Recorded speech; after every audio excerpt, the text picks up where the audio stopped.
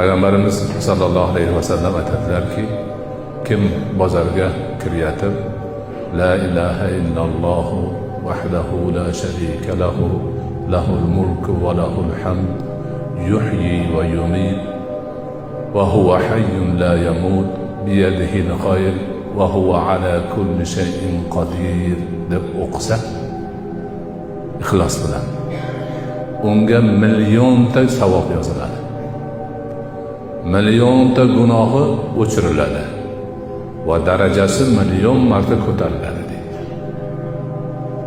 Boshqa bir rivoyatda unga jannatdan uy quriladi deydilar.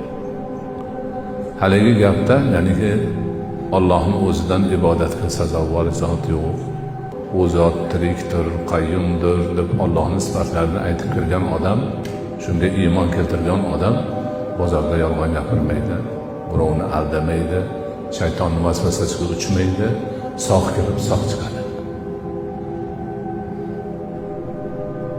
Ana o'sha bozordek g'avg'o joyda ham shu zikr bilan banda Allohga bog'lanadi.